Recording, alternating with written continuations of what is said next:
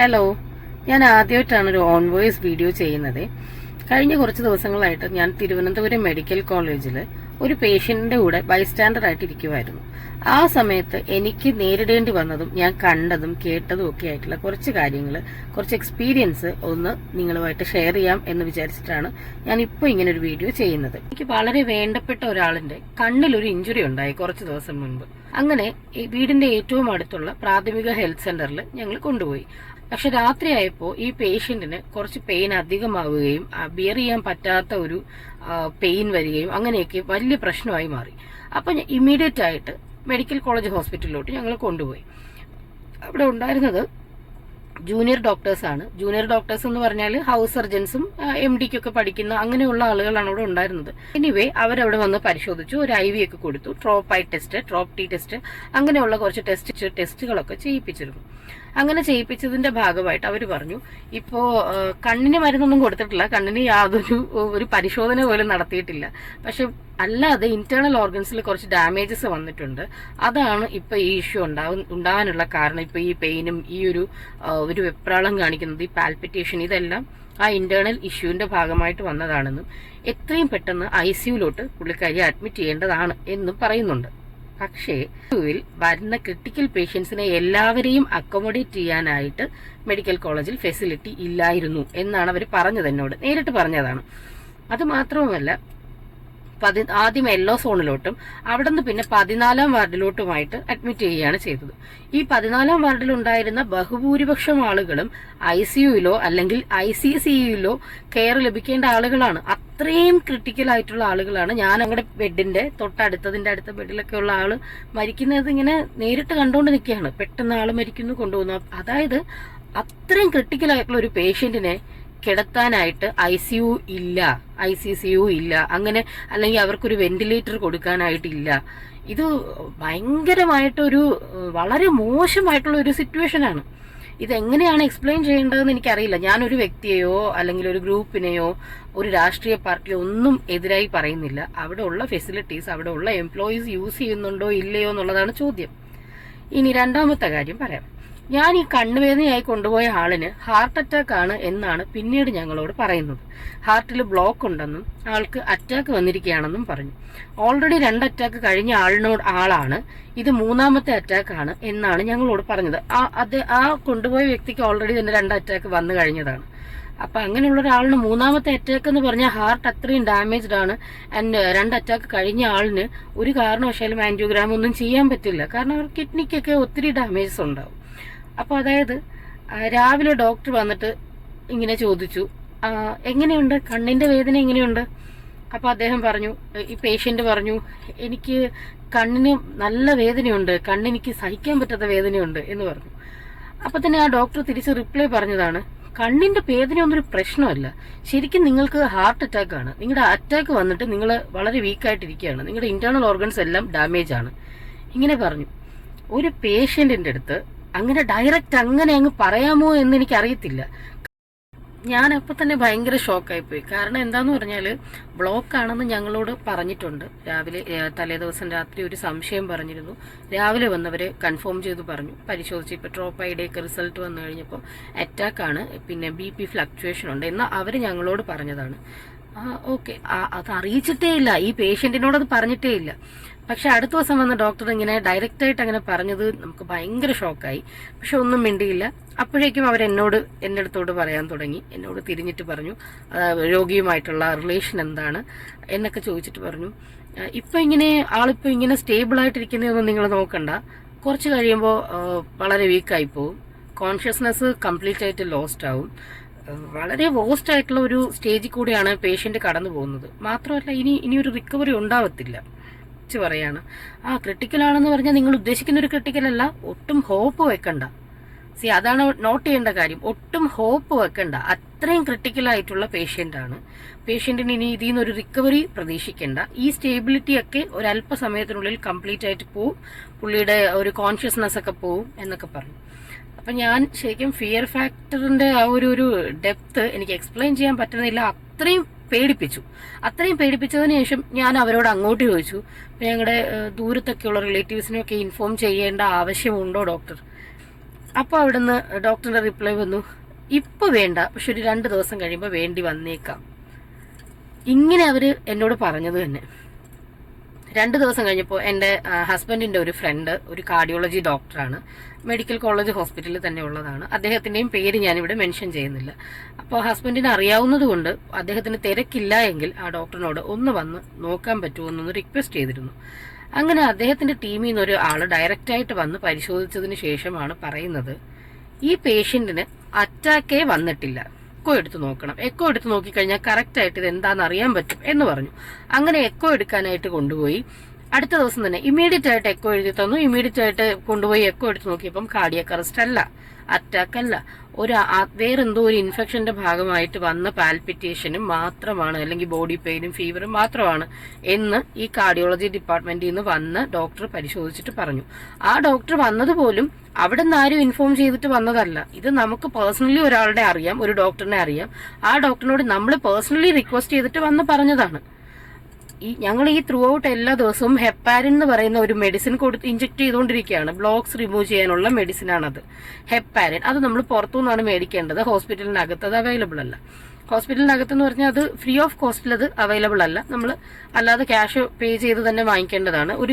ഒരു ദിവസത്തെ ഡോസിന് അറൌണ്ട് 350 റുപ്പീസാണ് അതിന്റെ റേറ്റ് വരുന്നത്. അങ്ങനെ അത് എല്ലാ ദിവസവും എടുത്തുകൊണ്ടിരിക്കുന്ന ഒരു മെഡിസിനാണ്. ഈ ഹെപ്പാരിൻ നമ്മൾ ഇഞ്ചെക്ട് ചെയ്യുന്നുണ്ട് ബ്ലോക്സ് മാറാനായിട്ട്. പക്ഷെ ബ്ലോക്ക് ഇല്ലാത്ത ഒരാളിനാണ് ഇത് ഇഞ്ചെക്ട് ചെയ്തുകൊണ്ടിരുന്നത് ഞങ്ങൾക്ക് അറിയത്തില്ല. ഇപ്പൊ വരെയും അത് വ്യക്തമായിട്ടുള്ളൊരു കാര്യമേ അല്ല. പക്ഷെ കാർഡിയോളജി ഡോക്ടർ വന്ന് പറഞ്ഞത് അറ്റാക്ക് അല്ല, ബ്ലോക്സ് ഒന്നും ഇല്ല, കാർഡിയാക് അറസ്റ്റ് അല്ല എന്ന് പറഞ്ഞു. അപ്പൊ ഞങ്ങൾ വീണ്ടും ഷോക്കായി. എന്താ ഇത് ഇത്രയും ദിവസം അതിനാണ് ഇവിടെ ട്രീറ്റ്മെന്റ് കൊടുത്തോണ്ടിരിക്കുന്നത്? കണ്ണുവേദനയായിട്ട് വന്ന ആളിനെ കണ്ണിലൊഴിക്കാൻ ഒരു ഡ്രോപ്പ് പോലും കൊടുത്തിട്ടില്ല. ഇൻഫാക്ട് ആ റെക്കോർഡ് ബുക്കിനകത്ത് എഴുതി വെച്ചിട്ടുണ്ട്, ഒരു ഐ ഡോക്ടർ വന്ന് നോക്കണമെന്നും ഇതെന്താന്ന് ചെക്ക് ചെയ്യണം എന്നൊക്കെ എഴുതി വെച്ചിട്ടുണ്ട്. എന്നിട്ടും ആരും വന്നില്ല.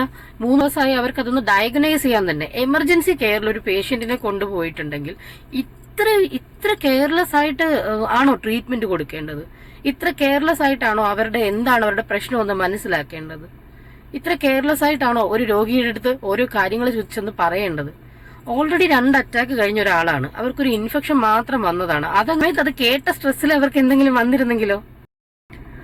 പിന്നെ ഈ ഹാർട്ട് അറ്റാക്ക് അല്ല എന്ന് റിയലൈസ് ചെയ്തതിന് ശേഷം അടുത്ത ദിവസം ആ ഡോക്ടർ വന്നപ്പോൾ, ഈ ഹാർട്ട് അറ്റാക്ക് ആണെന്ന് എന്നോട് പറഞ്ഞ ഡോക്ടർ വന്നപ്പോൾ ഞാൻ ചോദിച്ചു, ഡോക്ടർ ശരിക്കും അറ്റാക്ക് തന്നെ ആയിരുന്നില്ലല്ലോ ഡോക്ടർ, ശരിക്കും ഭയങ്കരമായിട്ട് പേടിപ്പിച്ച് കളഞ്ഞല്ലോ, അറ്റാക്കേ ആയിരുന്നില്ല, ബ്ലോക്ക് ഒന്നും ഉണ്ടായിരുന്നില്ലല്ലോ എന്ന് പറഞ്ഞപ്പോൾ ആ ഡോക്ടർ പെട്ടെന്ന് ചിരിച്ചുകൊണ്ട് എന്നോട് പറയാണ്, വളരെ ചെറിയ ഡോക്ടറാണ്, അതൊരു ഉറപ്പായിട്ടും അതൊരു സ്റ്റുഡന്റ് തന്നെയാണ്, വളരെ പ്രായം കുറവാണ്. ചിരിച്ചുകൊണ്ട് എന്നോട് തിരിച്ചു പറയുന്നുണ്ടായിരുന്നു, സന്തോഷമുള്ള കാര്യമല്ലേ, അറ്റാക്ക് ആയിരുന്നില്ല, എക്കോ എടുത്തപ്പോൾ അത് മനസ്സിലായി. അവരെന്നോട് തിരിച്ചു പറഞ്ഞത് ഇങ്ങനെയാണ്. അപ്പൊ ഞാൻ വിചാരിക്കുന്നുണ്ട്, എക്കോ എടുത്തപ്പോൾ മനസ്സിലായോ? അപ്പൊ എക്കോ എടുക്കാൻ ഇവരെന്നോട് പറഞ്ഞില്ല. അവരതിന് പകരം MRI സ്കാൻ എഴുതിയിരുന്നു, തലയുടെ MRI സ്കാൻ എഴുതിയിട്ടുണ്ടായിരുന്നു, അൾട്രാസൗണ്ട് സ്കാൻ വയറിന്റെ അതെടുക്കാൻ എഴുതിയിട്ടുണ്ടായിരുന്നു. പക്ഷെ ഇതൊന്നും ഞങ്ങൾ ചെയ്തില്ല, കാരണം അതിനു മുമ്പ് കാർഡിയോളജിയുടെ ഡോക്ടർ വന്നിട്ട് എക്കോ എടുത്താൽ മാത്രം മതി എന്ന് പറഞ്ഞിരുന്നു. പക്ഷെ ഈ നിന്ന ഡോക്ടേഴ്സ് ഇപ്പൊ നമുക്ക് ഈ കാർഡിയോളജിയിലോ അല്ലെങ്കിൽ വേറെ ഏതെങ്കിലും ഒരാളിനെയോ അറിയില്ലായിരുന്നെങ്കിൽ MRI സ്കാൻ എടുക്കണം, നമ്മളതിന് പേ ചെയ്യണം, അൾട്രാസൗണ്ട് സ്കാൻ എടുക്കണം, നമ്മളതിന് പേ ചെയ്യണം. പേ ചെയ്യുന്ന മാത്രമല്ല, ഈ വയ്യാത്ത ആളിനെയും കൊണ്ടാണ് ഇവിടെയൊക്കെ പോവേണ്ടത്. ഈ പറഞ്ഞ സ്കാനിങ് സ്ഥലത്തെല്ലാം നമ്മൾ ഈ വയ്യാത്ത ആളിനെയും കൊണ്ടുവേണം പോകാൻ. അവരെ കൊണ്ടുപോകാൻ ആരും സഹായിക്കത്തൊന്നുമില്ല. 4ാമത്തെ നിലയിലാണ് 14ാം വാർഡ് ഉള്ളത്. അവിടുന്ന് താഴോട്ട് നമ്മൾ ഉന്തി ഒരു സ്ലൈഡ് പോലൊരു സ്ഥലമുണ്ട്, അതുവഴി നമ്മൾ തന്നെയാണ് ഉന്തി കൊണ്ടുപോകേണ്ടത്. ഫെസിലിറ്റി ഇല്ലായ്മയല്ല, അവിടെ ഉള്ള അതോറിറ്റി അത് വേണ്ട വിധത്തിൽ യൂസ് ചെയ്യുന്നില്ല എന്നാണ് 1ാമത്തെ കാര്യം എനിക്ക് തോന്നിയിട്ടുള്ളത്. ഡോക്ടേഴ്സ് ഉണ്ട്, പക്ഷെ ഡോക്ടേഴ്സ് ഉണ്ടെങ്കിൽ നമ്മൾ ആ ഡോക്ടറിനോട് എന്തെങ്കിലും ഒരു കണക്ഷൻ ഉണ്ടാവണം, അല്ലെങ്കിൽ മെഡിക്കൽ കോളേജിലെ ഏതെങ്കിലും ഒരു എംപ്ലോയിയുമായിട്ട് നമുക്ക് അത്രയും ക്ലോസ് കണക്ഷൻ ഉണ്ടെങ്കിൽ ആ രോഗിക്ക് അവർ പ്രത്യേക പ്രയോറിറ്റി കൊടുത്ത് എന്തെങ്കിലും ചെയ്യണമെങ്കിൽ ചെയ്തു തരും. ബാക്കിയുള്ള രോഗികൾക്കൊന്നും ലൈഫ് അല്ലേ? എന്തുമാത്രം രോഗികളാണ് ആ 14ാം വാർഡിൽ? ഏകദേശം 200ഓളം പേഷ്യൻസ് ഉണ്ടായിരുന്നു. ഈ 200 പേഷ്യൻസിന് വേണ്ടിയിട്ട് ആകെ 3 നഴ്സസ് ആണ് അവിടെ ഉള്ളത്. ബുദ്ധിമുട്ടാണെങ്കിൽ നിങ്ങൾ പ്രൈവറ്റ് ഹോസ്പിറ്റലിൽ കൊണ്ടുപോകണം എന്ന് പറയും. പ്രൈവറ്റ് ഹോസ്പിറ്റലിൽ കൊണ്ടുപോകാനാണോ? ഞാനടക്കമുള്ള ആളുകൾ ടാക്സ് പേ ചെയ്തിട്ടാണ് അവിടെ ഒരു സർക്കാർ ആശുപത്രി വന്നിരിക്കുന്നത്. മാത്രമല്ല അവിടെ സർക്കാർ എല്ലാ ഫെസിലിറ്റിയും കൊടുത്തിട്ടുമുണ്ട്. അവിടെ നിൽക്കുന്ന ആളുകളാണത് ചെയ്യാത്തത്. ഇതിപ്പോ കുറ്റം പറയുമ്പോൾ ഒരു പർട്ടിക്കുലർ പാർട്ടി അല്ലെങ്കിൽ ഒരു പർട്ടിക്കുലർ വ്യക്തിയോ കുറ്റം പറയേണ്ട കാര്യമില്ല. ICU കൊണ്ടുപോകേണ്ട പേഷ്യന്റിനെ ICUവിൽ തന്നെ കൊണ്ടുപോകണം. ഇപ്പൊ എന്റെ പേഷ്യന്റിന് ഹാർട്ട് അറ്റാക്ക് ആയിരുന്നില്ല, അല്ലാതെ വേറെ ഡാമേജസ് ആയിട്ട് ഒരുപാട് പേഷ്യൻസ് അവിടെ കിടപ്പുണ്ട്. എല്ലാവരും ഓക്സിജൻ മാസ്ക് വെച്ച് യൂറിൻ ക്യാൻ ഒക്കെ ഇട്ട് ഭയങ്കര മോശം കണ്ടീഷനിലാണ് ഉള്ളത്. 14 വാർഡിൽ ഉണ്ടായിരുന്നത് ഹാർട്ട് ഡാമേജ് ആയ ആളുകളും കിഡ്നി ഡാമേജ് ആയ ആളുകളും മാത്രമാണ്. അപ്പൊ എല്ലാവരും ക്രിട്ടിക്കൽ കെയറിൽ പോകേണ്ട ആളുകളാണ് ഈ വാർഡിൽ വന്ന് കഷ്ടപ്പെട്ട് കിടക്കുന്നത്. ഈ ബെഡിൽ 2 പേഷ്യൻസ്, ഈ 2 പേരും വളരെ സീരിയസ് ആയിട്ടുള്ള ആളുകളാണ്. എന്ത് മര്യാദയാണിത്? എല്ലാം ഉണ്ട് എന്ന് പറയുന്ന സ്ഥലത്ത് ഇത് എങ്ങനെ പറ്റും? ഒരു ബെഡിൽ 2 പേര്, ഈ 2 പേരിൽ ആരെങ്കിലും ഒരാൾ മരിച്ചു പോയി കഴിഞ്ഞാൽ മറ്റേ ആളിന് നിവർന്നു കിടക്കാം. എല്ലാമുള്ള സ്ഥലത്ത് ഇത്രയ്ക്ക് ഏറ്റവും അത്യാവശ്യം വേണ്ട ചില കാര്യങ്ങൾ ഇല്ല എന്ന് പറയുന്നതിൽ ഒരുപാട് വിഷമമുണ്ട്. എല്ലാ ദിവസവും ബ്ലഡ് ടെസ്റ്റും കാര്യങ്ങളും അവർ ചെയ്യിപ്പിക്കാറുണ്ട്. പക്ഷെ ഓരോ ലാബും ഈ വാർഡിൽ നിന്നും ഏകദേശം 1 കിലോമീറ്റർ അപ്പുറമാണ് ഉള്ളത്. HDS ലാബ്, ACR ലാബ്, അങ്ങനെ ഓരോ ലാബുകളൊക്കെ, മൈക്രോബയോളജി ലാബ്, ബയോകെമിസ്ട്രി ലാബ്, അങ്ങനെ കുറെ ലാബ്. ഇതെല്ലാ ലാബുകളെല്ലാം പുറത്ത് വേറെ സ്ഥലങ്ങളിലാണ്. ബൈസ്റ്റാൻഡർ ആയിട്ട് നിൽക്കുന്നത് ഒരേ ഒരാളാണ്. കൂടെ ഒരാളെ കൂടെ അവർ അനുവദിക്കത്തില്ല. വാർഡിൽ നിന്നും ഒരു ലിഫ്റ്റ് സൗകര്യമോ അല്ലെങ്കിൽ മറ്റെന്തെങ്കിലും വഴി കൂടെ പോകാനോ ഒന്നും പറ്റത്തില്ല. ഇത്രയും ദൂരം കറങ്ങി പടിയിറങ്ങി തേരിയൊക്കെ കയറി വേണം ഓരോ ലാബിലും പോകാനായിട്ട്. ഓരോ ലാബിലും പോയി ടെസ്റ്റ് ചെയ്യാൻ വേണ്ടി അവിടെ പോകുമ്പോഴാണല്ലോ 1000 ആൾക്കാർ കാണും. വളരെ വലിയൊരു ക്രൗഡായിരിക്കും. രാവിലെ 5 മണിക്ക് ബ്ലഡ് ടെസ്റ്റ് ചെയ്യാൻ വേണ്ടി പോകണം. 5 മണിക്ക് ബ്ലഡ് തന്ന് ഒട്ടനെ റൺ ചെയ്ത് അവിടെ എത്തിയാൽ പോലും അവിടെ എത്തുമ്പോൾ കുറഞ്ഞത് ഒരു 100-200 പേര് അപ്പം തന്നെ അവിടെ ഉണ്ടാവും. ഈ ക്യൂ ഒക്കെ നമ്മൾ ഇതാക്കി ചെന്ന് ടെസ്റ്റ് ഒക്കെ എടുത്ത് റിസൾട്ട് കൊണ്ടുവന്ന് കൊടുക്കുമ്പോൾ റിസൾട്ട് അവരത് മാർക്ക് ചെയ്ത് വെച്ചിട്ട് അടുത്ത ടെസ്റ്റ് എഴുതി തരും അപ്പം തന്നെ. ശരി, അതും കൊണ്ടുപോകാം. അതെവിടെയാണ് ഇപ്പൊ കൊടുത്തത്? എവിടെയാണോ അതിന്റെ എൻ്റെ ഓപ്പോസിറ്റ് ആയിരിക്കും ആ ലാബ് ഉണ്ടാവുന്നത്. എത്ര ആളുകളാണ് ഈ ലാബ് ടെക്നീഷ്യൻസ് ആയിട്ടൊക്കെ പഠിച്ച് പാസ്സായിട്ട് ജോലി ഇല്ലാതെ നിൽക്കുന്നത്? ഈ ഓരോ വാർഡിന് വേണ്ട അത്യാവശ്യം എമർജൻസി വാർഡിലെങ്കിലും മിനിമം അതിനകത്ത് തന്നെ ഇതിന് വേണ്ട ഒരു ഫെസിലിറ്റി ചെയ്യാൻ പറ്റത്തില്ലേ? ഈ നഴ്സിംഗ് റൂമിന്റെ അടുത്ത് തന്നെ ഒരു ലാബ് പോലെ ഒരു സംവിധാനം ചെയ്യാൻ പറ്റില്ലേ? അതാത് ഒരു വാർഡിൽ 200 പേഷ്യൻസ് ഉണ്ടല്ലോ. ഈ 200 പേഷ്യൻസിന് എല്ലാ ദിവസവും ടെസ്റ്റ് ചെയ്യണം. അപ്പൊ അതിനകത്ത് തന്നെ ചെയ്തുകൂടെ? ഇത്രയും അങ്ങറ്റം വരെ പോയി തിരിച്ചു വരുമ്പോൾ ഈ പേഷ്യന്റ് ജീവനോടെ ഉണ്ടോ ഇല്ലേന്ന് തന്നെ അറിയാൻ പറ്റത്തില്ല. കാരണം പോയിട്ട് വരാൻ കുറഞ്ഞത് 1 മണിക്കൂർ സമയം എടുക്കും. ഈ 1 മണിക്കൂർ പേഷ്യന്റിന്റെ അടുത്ത് ആളില്ല എങ്കിൽ ആ വരുന്ന നേഴ്സ് ഇഞ്ചക്ഷൻ പോലും എടുക്കത്തില്ല. ബൈസ്റ്റാൻഡർ ഇല്ലാതെ ഇൻസുലിൻ പോലും എടുക്കില്ല എന്ന് പറയും. ഒരു ഇഞ്ചക്ഷൻ എടുക്കില്ല, കാരണം അവർക്ക് എന്തെങ്കിലും പറ്റിയാലോ എന്ന് പറയും. തിരിച്ചു വരുമ്പോൾ അവർക്ക് ഇഞ്ചക്ഷൻ എടുത്തോ ഇല്ലെന്ന് നമുക്ക് അറിയാനും പറ്റത്തില്ല. നമ്മളോട് ഒന്നും പറയത്തില്ല, നിങ്ങൾ ഇല്ലായിരുന്നത് കൊണ്ട് എടുത്തില്ല എന്ന് പറയില്ല. നമുക്ക് സംശയം തോന്നി നമ്മൾ അങ്ങോട്ട് പോയി ചോദിക്കണം. ഇത് നേരത്തെ വന്ന് ഇഞ്ചക്ഷൻ എടുത്തായിരുന്നോ എന്ന് നമ്മൾ പോയി ചോദിക്കണം. ഇഞ്ചക്ഷൻ ഉണ്ടായിരുന്നോ എന്ന് അങ്ങോട്ട് ചോദിക്കണം. കാരണം നമുക്ക് ഇതിനെക്കുറിച്ച് ഒന്നും അറിയില്ല. മെഡിക്കലി ഇന്റലിജന്റ് ആയിട്ടുള്ള ആളുകളൊന്നും ആയിരിക്കത്തില്ല കൂടുതലും. അപ്പൊ നമുക്കതുകൊണ്ട് അറിയത്തില്ല ഇഞ്ചക്ഷൻ ഉണ്ടോ, മെഡിസിൻ ഉണ്ടോ, ഏതൊക്കെ സമയത്ത് ഏതൊക്കെ മരുന്നാണെന്നൊന്നും ഒന്നും അറിയില്ല. കഴിഞ്ഞ ദിവസം ഒരു സംശയം തോന്നിയിട്ട് ഞാൻ രാത്രി പോയി ചോദിച്ചായിരുന്നു. ഉച്ചയ്ക്ക് ടാബ്ലറ്റ് ഒന്നും തന്നില്ല, രാത്രിയിൽ ടാബ്ലറ്റ് ഇല്ലേ, ഇതിലെനിക്ക് ഈ ബുക്കിൽ നോക്കിയപ്പോൾ ടാബ്ലറ്റ് ഉണ്ടെന്നാണ് മനസ്സിലാക്കാൻ പറ്റിയത് എന്ന് പറഞ്ഞപ്പോൾ അവിടുത്തെ ഒരു സിസ്റ്റർ പറഞ്ഞാണ്, ഞാനാണോ ഇത് എടുത്തു തരേണ്ടത്? നിങ്ങൾക്ക് ഡേ ടൈമിൽ ഇരുന്ന നഴ്സിനോട് വല്ലതും ചോദിക്കാൻ പാടില്ലായിരുന്നോ? ഈ തിരക്കിന്റെ ഇടയിൽ വന്ന് ഞങ്ങൾ എങ്ങനെ എടുത്തു തരാനാണ്? അവിടെ ഇരിക്കും, ഞാൻ പിന്നെ എടുത്തു തരാം. ശരി, അവിടെ ഇരിക്കാം. നമ്മൾ അവരോട് തിരിച്ചെന്തെങ്കിലും പറഞ്ഞു കഴിഞ്ഞാൽ അവർ അതിന്റെ ആ ഒരു ദേഷ്യം രോഗിയോട് കാണിക്കും. അത് കഴിഞ്ഞപ്പോൾ ഒരു 12:45 രാത്രിയുള്ള ടാബ്ലറ്റ് അവർ തരുന്നത്. 8 മണിക്ക് ആഹാരം കഴിച്ച ആളിന് 12 മണിക്ക് വിളിച്ചുണർത്തിയിട്ട് കൊടുത്താൽ മതിയോ ടാബ്ലറ്റ്? 12 മണിക്ക് ടാബ്ലറ്റ് കൊടുക്കുന്നു. അവരൊരു 3 മണിയാകുമ്പോൾ വീണ്ടും വരും ഇഞ്ചക്ഷൻ എടുക്കാനെന്ന് പറഞ്ഞു വരും. അത് കഴിഞ്ഞിട്ട് ഒരു 5 മണിയാകുമ്പോൾ വീണ്ടും വിളിച്ചുണർത്തും. 5 മണിക്ക് ബ്ലഡ് ടെസ്റ്റ് ഉണ്ടെന്ന് പറയുന്നു. ഈ ബ്ലഡിന്റെ ബോട്ടിൽ വാങ്ങിക്കാനായിട്ട് പിന്നെ ഒരു ക്യൂ ആണ്. ഈ 12:30 മണി കഴിയുമ്പോഴാണ്, രാത്രിയിൽ 12:30 കഴിയുമ്പോഴാണ് അവർ ഈ ബ്ലഡിന്റെ ബോട്ടിലും തരുന്നത്. അത്രയും സമയം വീണ്ടും, അതായത് ഈ പേഷ്യന്റിനെയും ഉറങ്ങാൻ പറ്റത്തില്ല, ബൈസ്റ്റാൻഡറിന് ഒട്ടും റെസ്റ്റ് കിട്ടത്തില്ല. അങ്ങനെ ഒരു പ്രഷർ പോയിന്റിൽ അങ്ങനെ നിർത്തി വെച്ചിരിക്കുകയാണ്. ഈ ബോട്ടിലൊക്കെ തരുന്നത് വലിയ കാര്യമല്ല. ഇനി യൂറിൻ ടെസ്റ്റ് എടുക്കാനാണെങ്കിൽ ഏറ്റവും പാടാതാണ്.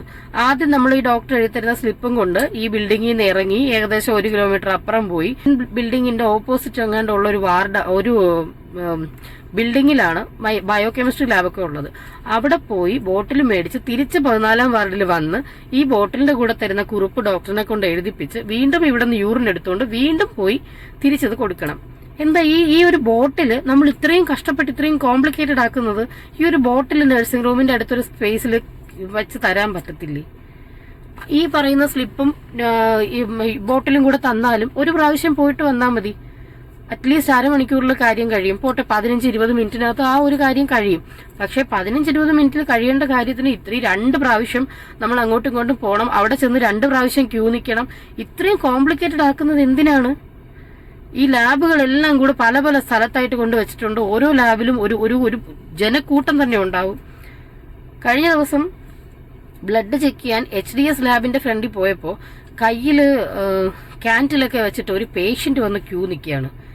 അതാണ് ഞാൻ ചോദിക്കുന്നത്. ഓരോ വാർഡിലും ഒരു ചെറിയ സ്പേസ് മതി, ഒരു ലാബിന് വേണ്ടിയിട്ടുള്ളൊരു സ്പേസ്. അവർക്ക് ബ്ലഡ് കളക്ഷൻ പോയിന്റ്സ് വെക്കാം, അതിനുവേണ്ടി ഒരു സ്റ്റാഫിനെ വെക്കാം. എത്ര പേരാ ഇവിടെ ജോലി ഇല്ലാതെ നടക്കുന്നത്? എത്ര പേര് നഴ്സിംഗ് പഠിച്ചിട്ട് 5000 രൂപയ്ക്കൊക്കെ ജോലി ചെയ്യുന്നവരുണ്ട്? ജോലി ഇല്ലാതെ നടക്കുന്ന ഇഷ്ടം പോലെ ആളുകളുണ്ട്.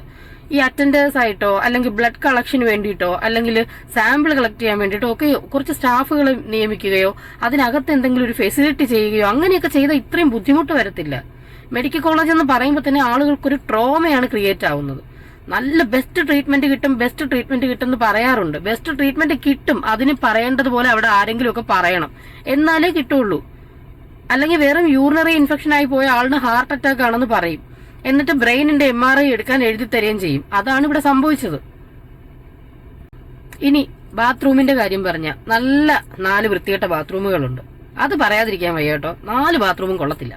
ഒരെണ്ണം ലോക്ക് ചെയ്ത് വെച്ചിരിക്കുകയാണ്, അത് ഖജനാവോ മറ്റോ ആണെന്ന് തോന്നുന്നു, പൂട്ടിട്ട് ലോക്ക് ചെയ്ത് വെച്ചിട്ടുണ്ട്. ബാക്കി 4 എണ്ണത്തിലും ഒരു ചെറിയ കുറ്റി പോലും ഇല്ല. പേരിന് പോലും ലോക്ക് ചെയ്യാൻ പറ്റത്തില്ല. ലോക്ക് ചെയ്യാൻ പറ്റില്ലെങ്കിൽ മാത്രം എന്താ, അതിനകത്ത് ഫ്ലഷ് ഉണ്ടോ? ഫ്ലഷും വർക്ക് ചെയ്യത്തില്ല. ടോയ്ലറ്റ് ക്ലീൻ ആണോ? ക്ലീനുമല്ല. ഇതിനകത്ത് ബീഡിക്കുറ്റി തൊട്ട് സിഗരറ്റ് വരെയുള്ള സകല സാധനങ്ങളും ആ ബാത്റൂമിനകത്ത് ഉണ്ടാവും. ബാത്റൂമിനകത്തും ഉണ്ടാവും, ലാറ്റിനകത്തും ഉണ്ടാവും. സ്മെല്ലെന്ന് പറഞ്ഞാൽ ആ ഏരിയയിലോട്ട് അടുക്കാൻ പറ്റത്തില്ല, അത്രയും സ്മെല്ലാണ്. വീൽ ചെയറിലാണ് ഈ പേഷ്യൻസിനെ അങ്ങോട്ടും ഇങ്ങോട്ടും കൊണ്ടുപോകേണ്ടത്. അവർക്ക് നടക്കാൻ കഴിയില്ല. ശ്വാസമുട്ടലുള്ള പേഷ്യൻസ് ഉണ്ട്, ഈ അറ്റാക്ക് ഓൺഗോയിങ് ആയിട്ടുള്ള പേഷ്യൻസ് ഉണ്ട്. അങ്ങനെയൊക്കെയുള്ള ആളുകൾക്ക് വേണ്ടി വീൽ ചെയർ വെച്ചിട്ടുണ്ട്. വീൽ ചെയറിനാണെങ്കിൽ നേരെ വർക്ക് ചെയ്യുമോ? ഇങ്ങോട്ട് വിളിച്ചാൽ അങ്ങോട്ട് പോകുന്ന വീൽ ചെയറാണ്. ആ വാർഡിന് ആകെ ഉള്ളത് 2 വീൽ ചെയറാണ്. ഈ 2 വീൽ ചെയറും അതെ, നമ്മൾ പിടിക്കുന്നിടത്തോട്ട് വരത്ത് പോലും ഇല്ല. കഷ്ടപ്പെട്ട് എങ്ങനെയെങ്കിലും ആ വീൽ ചെയർ ഒന്ന് ഉന്തിക്കൊണ്ട് പോകാന്ന് വിചാരിച്ചു കഴിഞ്ഞാൽ ബാത്റൂമിലോട്ട് പോകുന്ന ചെറിയൊരു പാസേജ് ആണ്. ആ പാസേജിനകത്ത് വേസ്റ്റ് എടുക്കുന്ന 2 വണ്ടി കൊണ്ടുവന്ന് വെച്ചിട്ടുണ്ട്. പിന്നെ ക്ലീനിങ് ആണെങ്കിലും എല്ലാ ദിവസവും അവിടെ ക്ലീനിങ് ഒന്നും ഇല്ല. എനിക്ക് തോന്നുന്നു ഒരു 3 ദിവസവും 4 ദിവസമൊക്കെ ആകുമ്പോൾ ആണെന്ന് തോന്നുന്നു ഒരു പ്രാവശ്യം അവർ വന്ന് ക്ലീൻ ചെയ്യുന്നത്. വാർഡ് ചപ്പും ചവറും നിറഞ്ഞു കിടപ്പുണ്ട്. ഇത്രയും ക്രിട്ടിക്കൽ ആയിട്ടുള്ള പേഷ്യൻസ് കിടക്കുന്ന സ്ഥലത്താണ് ഈ കുന്നുപോലെ ചവറുണ്ടാവും ആ വാർഡിനകത്ത് തന്നെ. ഓക്സിജൻ സിലിണ്ടറും വെച്ച് കിടക്കുന്ന പേഷ്യന്റിന്റെ തൊട്ടടുത്താണ് യൂറിൻ ക്യാനോട്ട് അടുത്ത പേഷ്യന്റ് കിടപ്പുണ്ടാവും. ഒന്ന് സ്റ്റാഫ് അവിടെ ഉണ്ട്, ഫെസിലിറ്റീസ് അവിടെ ഉണ്ട്. പക്ഷെ ഈ ഫെസിലിറ്റീസ് അവർ ഉപയോഗിക്കണമെന്നുണ്ടെങ്കിൽ ആരെങ്കിലും വിളിച്ച് പറഞ്ഞ് വേറൊരു ഡോക്ടറിനോട് പറഞ്ഞ് ചെയ്യിപ്പിക്കേണ്ട ഒരു സാഹചര്യം അവിടെ ഉണ്ട്. ICUവിൽ കിടക്കേണ്ട പേഷ്യന്റിനെ കൊണ്ടുവന്ന് ഇത്രയും വൃത്തിഹീനമായിട്ടുള്ള ഏറ്റവും മോശമായിട്ടുള്ള ഒരു വാർഡിനകത്ത് കൊണ്ടുവന്ന് ഇട്ട് കഴിഞ്ഞാൽ അവർക്ക് ഒരു രോഗം മാറുമ്പോൾ അടുത്ത രോഗം വരുന്നുള്ളതിൽ ഒരു സംശയവും ഇല്ല. 3ാമത്തെ കാര്യം, ബാത്റൂം പോലുള്ള എമർജൻസി ആയിട്ടുള്ള സാധനങ്ങൾക്ക് അറ്റ്ലീസ്റ്റ് ഒരു കുറ്റിയെങ്കിലും വേണം. ഫ്ലഷ് വർക്ക് ചെയ്യത്തില്ല, കുറ്റി വർക്ക് ചെയ്യത്തില്ല, ഇരിക്കേണ്ട സീറ്റിനകത്തുള്ള സാധനമില്ല, ഒന്നുമില്ല. ഏറ്റവും മോശമായിട്ടുള്ള രീതിയിൽ ഏറ്റവും മോശമായിട്ടുള്ള ഒരു എന്താ പറയുക ഒരു അറ്റ്മോസ്ഫിയറിലാണ് ഇത്രയും ക്രിട്ടിക്കൽ ആയിട്ടുള്ള പേഷ്യൻസ് കിടക്കുന്നത്. അവിടെ നഴ്സുമാരുടെ എണ്ണം കുറവാണ്. 12:30-ക്കാണ് 8 മണിയുടെ ടാബ്ലറ്റ് കൊടുക്കുന്നത്. ഓൾ ടുഗെദർ ഭയങ്കരമായിട്ട് നമ്മളെ ഒരു ഭയങ്കര സ്ട്രെസ്സിലോട്ട് കൊണ്ടുവരുന്ന ഒരു രീതിയാണ്. തിരുവനന്തപുരത്ത് ഒരു മിഡിൽ ക്ലാസ് ആളുകളാണ്, ഇൻഷുറൻസ് ഒന്നും ഇല്ലാത്ത ആളുകളൊക്കെ ആണെങ്കിൽ മെഡിക്കൽ കോളേജ് അല്ലാതെ വേറൊരു ഓപ്ഷൻ ഇല്ല. ഏറ്റവും ബുദ്ധിമുട്ടുന്ന ആളുകളായിരിക്കും. കുറച്ചും കൂടെയൊക്കെ ഒരു വൃത്തിയും കുറച്ചും കൂടെ ഫെസിലിറ്റീസ് ഒരു അപ്ഗ്രേഡിങ്ങും ഒക്കെ ചെയ്താൽ നല്ലതായിരിക്കും. ഈ ഒരു ലാബ് അവിടെ ഒരു ലാബ് ഇവിടെ, കൂടെ വരുന്ന ബൈസ്റ്റാൻഡറിന് അടുത്തൊന്നും വന്ന് അവരടുത്ത് ഇരിക്കാൻ പറ്റില്ല. അവർക്ക് എന്താണ് വേണ്ടതെന്ന് മനസ്സിലാക്കാനുള്ള സമയം പോലും കിട്ടുന്നില്ല. ലാബ് മുഴുവൻ പോയിക്കൊണ്ടിരിക്കുന്നത് കൊണ്ട് വളരെയധികം ട്രൊമാറ്റിക് ആണ്. ഭയങ്കര ബുദ്ധിമുട്ടിച്ചുകൊണ്ടിരിക്കുകയാണ്. ആരെങ്കിലും ഒക്കെ ഈ വീഡിയോ കാണുന്നുണ്ട്, മുഴുവനായിട്ടിരുന്ന് എത്ര പേര് കാണുമെന്ന് എനിക്ക് അറിഞ്ഞുകൂടാ. പ്ലീസ് ആർക്കെങ്കിലും എന്തെങ്കിലും ഹെൽപ്പ് ചെയ്യാൻ പറ്റുമെങ്കിൽ ഈ ഒരു രീതിക്ക് ഒരു മാറ്റം കൊണ്ടുവരണം. ഇതെന്റെ വളരെ ഹംപിൾ ആയിട്ടുള്ള ഒരു റിക്വസ്റ്റ് ആണ്.